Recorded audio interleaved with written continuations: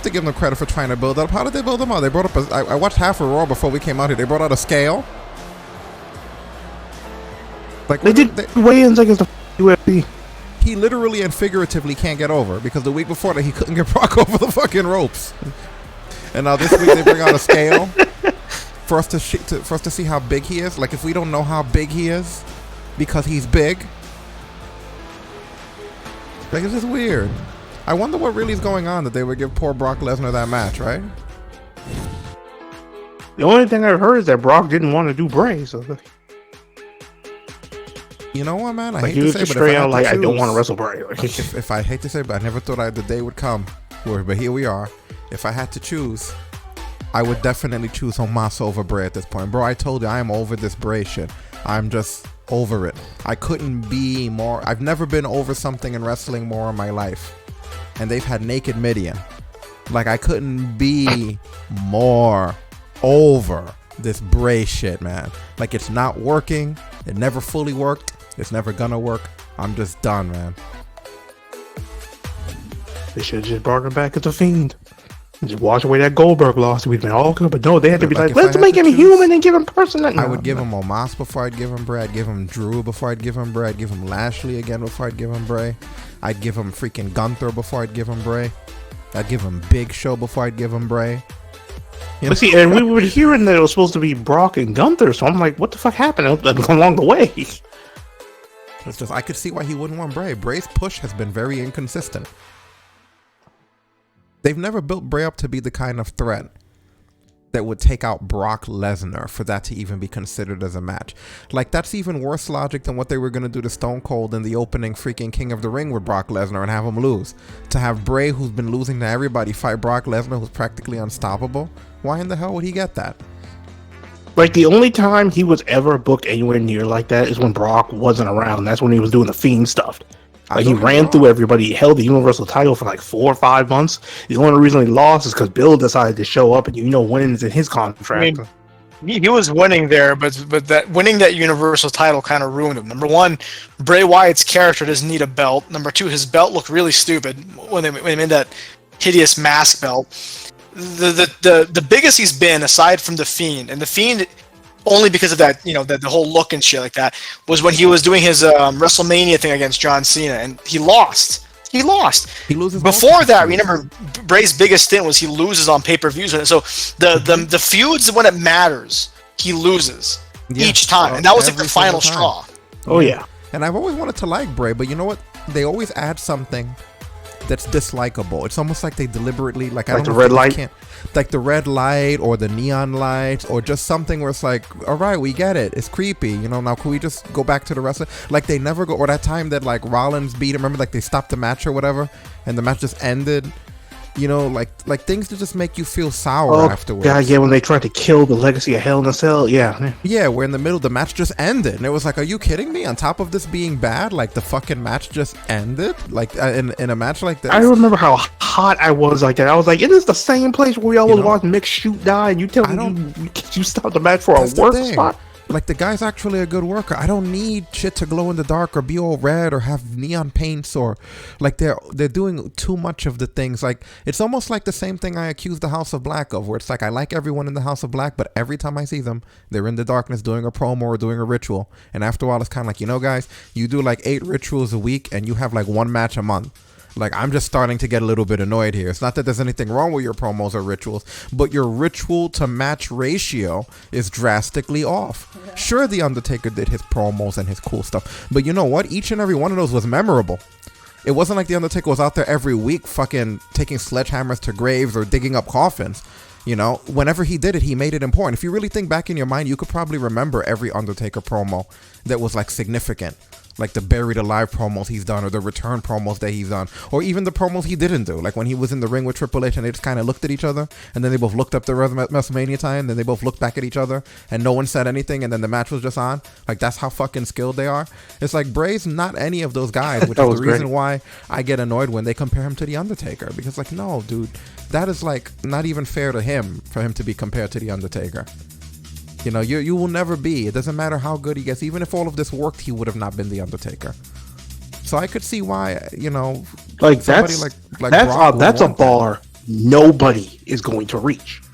You know, if Stone Cold didn't want to fight Brock in that You King can't be of the like, oh, Ring, the next Undertaker. No, that's not possible. yeah, if Stone Cold didn't want to fight Brock in that King of the Ring, I could see why Brock wouldn't want to fight Bray at WrestleMania. Like, there is not a Bray Wyatt that's been formidable enough where people are going, oh no, I wonder who's going to win this. There's not a person on earth who would think. I wish they would have done that. If gambling becomes a thing, which I'm hearing it would, I would comfortably gamble that Brock Lesnar would beat Bray Wyatt in this. Gambling will never be a thing in professional wrestling ever. Not because like there's something wrong with the way you would do it. It's just because someone, even if the average fan doesn't know, someone in WWE knows the outcome and can place bets themselves. It's virtually impossible to catch that. Or they could call their friend and be like, yo, this is what's going to happen in this match and blah, blah, blah. Like, you virtually can't do it. Yeah, that's the reason why I never bring it up. In all the weeks we've been doing the stories, I never brought up on the main show because it sounds so silly. Like, you can't be able to... Like, if you could gamble on that, like, why not gamble on the Marvel Cinematic Universe? You know? You can gamble on anything. Like, wrestling would be fun. Like, if you were just doing it between friends and you just had like a little fucking, you know, whatever monthly thing on Raw, and you get to draft your guys who win. So all that stuff could be fun, but there's no way you would be able to do it in a legal capacity where you're actually betting for money. Well, from what it's I'm virtually hearing, impossible. What I'm hearing, they're trying to. Like, they're getting all of the paperwork and stuff that they need in order for WWE. We'll never pass. There's no way. Gamble on like regular shit. But I like I said, I never bring that story up because I kind of feel like we'll be following that shit for the next few months just for it to not make it. Like, I don't see how anyone will approve of it. Like you said, you know, I think they'll get all the way to the end of the paperwork just for some judge to go, no, get out of here, and then let's just go back to what, you know. Like, I just don't see anybody being like, well, okay, we could gamble on something that's a fictional thing that literally has writers and producers and a script and a run sheet that's written on a public wall. And it's predetermined. There's just no way. Yeah, you can't, because they'll never be able to trust one of the writers not telling that to, you know, their buddies or whatever. It's impossible. Like, if you work there and you know the answer and you could bet, like, you mean to tell me that you wouldn't place money on it and just have your friend make the bet for you? Yeah, I would be the number one cough once if it's Brock, cough twice if it's Omas guy at on the fucking Who Wants to Be a Millionaire. Are you kidding me? There's no way. I would probably be setting that shit up the day that they hire me. It's just too big of an opportunity. Impossible. It's just too big of an opportunity not to take. Yeah. You know, you could set yourself for life with something like that if they were dumb enough to do it. I would do it just based on the fact that I don't think it would last. Like, I think eventually someone's going to realize how vulnerable this thing is. So I'm going to get my bets in and get my money now. Because I think in another couple of months, this is going to be off the table. Even if they were to get in, no one's going to allow it. No one's going to allow it. But yeah, freaking Bray, like that match could. Could you imagine if someone calls the so this end of the match, it's going to end with the DQ, and then this guy and this guy and this guy are going to rush in the ring. They're getting with very intricately like nails this like everything. Like, there's no way. If they want to gamble, they have to do gambling the way that you would do like a you know, what the hell, the football thing that you do. Fantasy league, right? You'd have to do. I was telling you that. That's the fantasy pool. Yeah, like you could do a fantasy thing, you know, with maybe the amount of pins, the amount of submissions somebody gets, you know. Yeah, exactly. A win-loss record, but that's only between friends, though. Right. And you can wager amongst friends because we don't work for the company.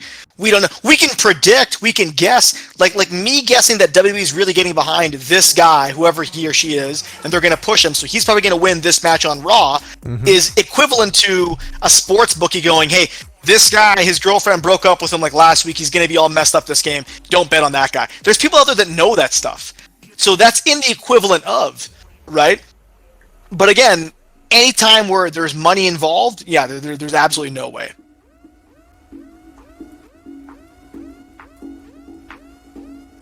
Yeah, well, I'm glad for that. So what's the most favorite and least favorite match everybody's looking forward to for this?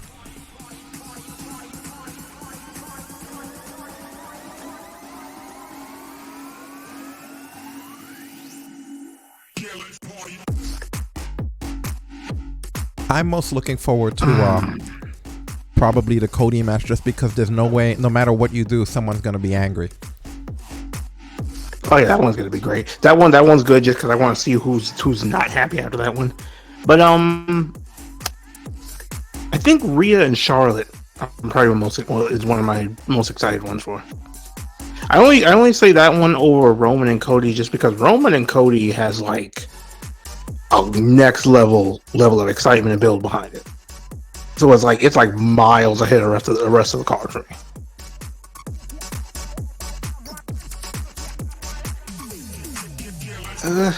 And then I think, least favorite by default is just Brock and Omas, just because they hand Omas all these high-profile WrestleMania matches since he's been here, and he hasn't deserved. I mean, they got to get the first one just because he was hanging out with AJ. So what? They got to get their return of investment back on that guy. They can't just keep him in the payroll and have him not do anything. They have to try. If they're going to pay this guy, you gotta build him up though. Like he's had a tag title shot. Lashley, now he's getting Brock. He hasn't done anywhere near enough to get to the point. Some people don't get there for their whole careers. It's like, yeah, but again, you can't use that because like some people never like Jerry Lynn, amazing wrestler, never been WWE. I'm not gonna shit on other guys that made it just because he didn't. You either you make it or you don't. Sometimes there's luck involved. Sometimes there's a circumstance that just doesn't work your way. You know what I mean? Shit happens. Dean Malenko, in their short period of time, never really amounted to anything. Is that fair? You know what I mean? Not for me to say, right? They're trying with Omos, that's all I know. And until it fails spectacularly to where the fans completely just reject it, they need to try something with the guy. I mean, I like Omas. What is there for try? It worked out. It's what it's supposed to be. That's already to me end game for him. Like, what else is he gonna do? He's not going to be on the front of any cereal and shit. This is their return investment. Yeah, they got a big, dominant big man. I never expected him to have the title or anything. You know what I mean? They got a big, strong guy. Good for him. Yeah, but and he doesn't need the title. Like, there was a time in WWE where they just had a bunch of big, strong guys doing big, strong... Like, there was King Kong Bundy. There was Big John Studd. There was a whole bunch of big dudes in there at one time. They didn't all need to have the championship title. They just needed to do something to justify their paycheck. I think Omos is in a decent spot. I think this is the exact spot that he could or should be in at any given time. So overall, I'm happy with where he's at. I don't have any issues with it.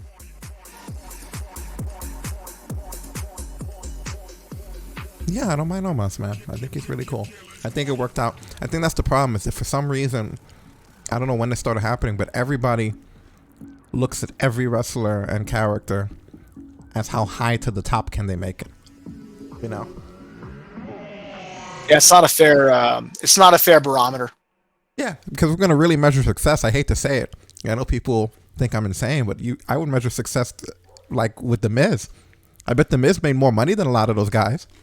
Like The Miz probably made a lot longevity too, right? He's been there for a long time. To be fair, Miz is like a freaking two-time champion for them, right? So like he main evented in WrestleMania, like he did a lot of crazy shit, and he's been there for a long time. Another guy who never got that title, and probably never will, but I would consider his career there a success is someone like Tyler Breeze. Again, just longevity, still being there. They hired him back. What's his original name again? Was it Mike Dalton? Oh, I don't even remember. I don't remember anything past Breeze. Back when he was in NXT, he used to be Mike Dalton. That was Lance Storm's student, remember? And we were really excited about him. And then they redid him as Tyler Breeze. I don't mind him as Tyler Breeze. I thought he was really good. I never thought he was going to be like a main event guy or anything like that.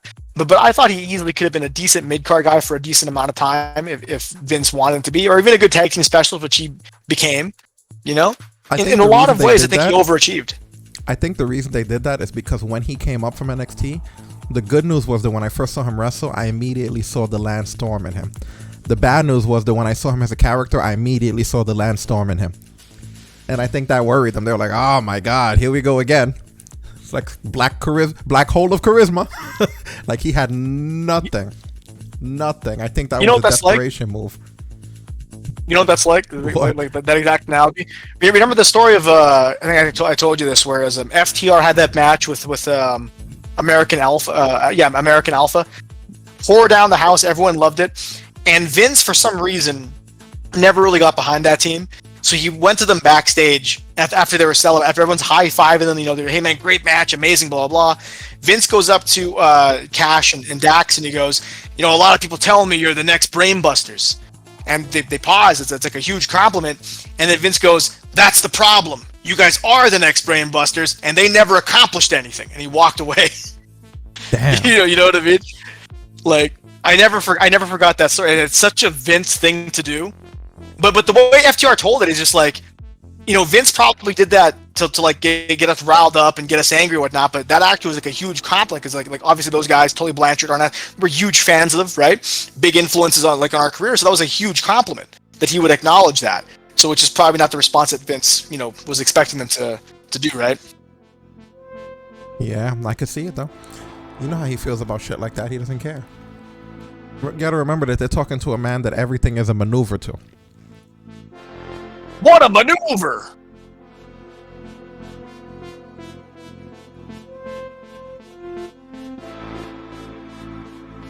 Like him and Mr. Perfect, I'm gonna say, super underrated as a commentary duo. You think so?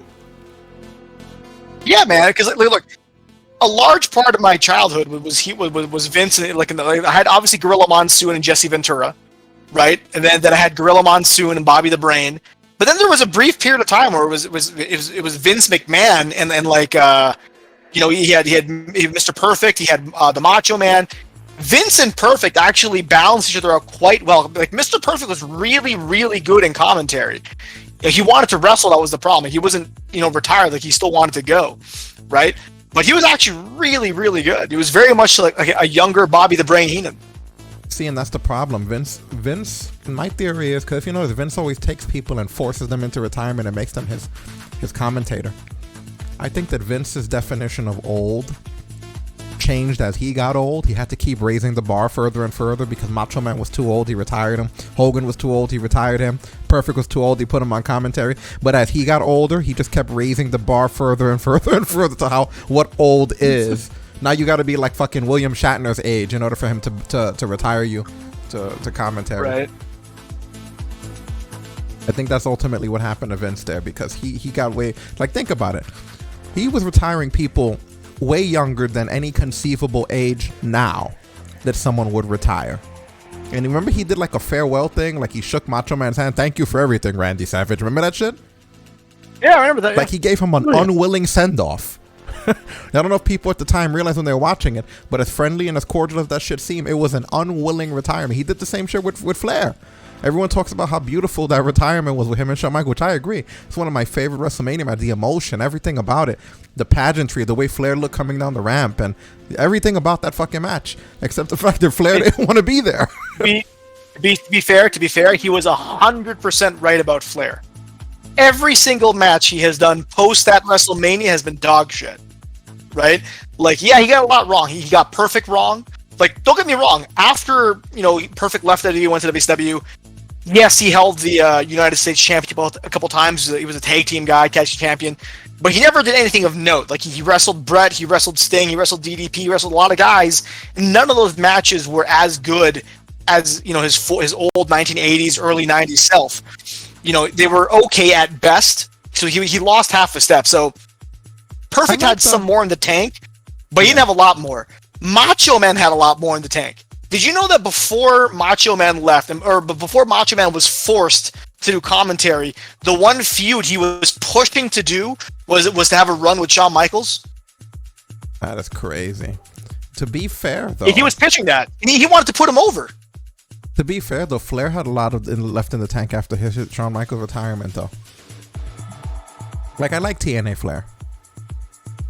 Oh, yeah, his promos were funny. He was still funny, right? Like, he could do a lot of things, like, outside of the ring, but TNA Flair was awful in terms of in-ring work. Awful. He wore a shirt half the time. Like, he was just... God, he wasn't the same guy. Like, he was clearly done.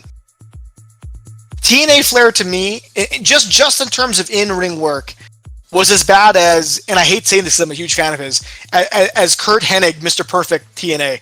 When he was in TNA, like his matches there were just, he looked bloated, he was slow, he looked like he didn't really want to be there, like he just wasn't the same anymore.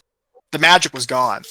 Vince was 100% right on Flair. He was wrong with Macho Man big time, and he probably could have gotten at least one or two more, important runs with Mr. Perfect if he stayed in WWE, preferably against Shawn during that time, or possibly against Razor Ramon, which would have been a great run, or a great little feud. But I mean, Flair he was 100% right on. Yeah, well, it was beautiful, but Vince tends to retire people, Maybe he was right in the Flair one, but the guy still didn't want it, Like, Vince doesn't get to decide when these people retire as much as he'd like to think he does. Yeah, that's the problem. Like, you retire somebody before they're ready. If they leave, they're going to go right back at it again. And that's literally what happened. For their own good. Yeah, but sometimes it's for their own good, man. Like, the referee's job is to stop the fight. If the fighter's getting, really messed up, I'm sure every fighter would prefer to do the manly thing on, and go out in his shield and just get knocked out or whatever. But if the referee says, hey man, you're taking too much damage, they stop the fight,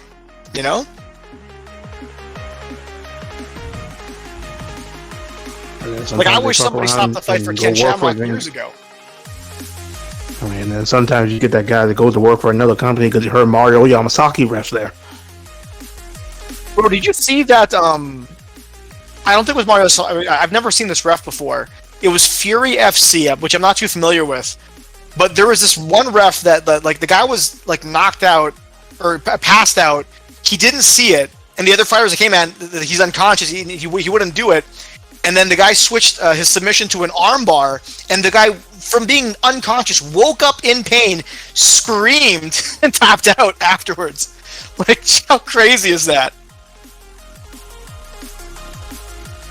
That's fucked up. Like, he was passed out, unconscious. The ref wouldn't acknowledge it, despite the fact that the other guy was, positioning, his body so the ref could see his face. The ref still wasn't sure if he was passed out, and he was clearly passed out. Like, his corner that wasn't even facing the guy was screaming at the ref to stop the fight. They basically threw in the towel, and the other guy, before the ref notices that the towel being thrown in the other corner, waving the fight off, the other fighter switches to an armbar, completely gets it because the guy's out cold. And the guy wakes up from being unconscious, in pain, screaming in pain because he's in an armbar now. Taps out. It was one of the wildest things I've seen. That is amazing. That is messed up. Damn. I don't know who that ref is, but I hope they never ref again, because that was... If I was the winning fight, I would have just picked him up by his unconscious body, by his hair, and been like, look! And started wiggling him around. This was you! See? He's not moving. Wiggle his head. Call the fight. I'm fucking fighting Weekend at Bernie's over here. He's just passed out lip. Yeah, I would have literally started flailing his arms and heads around,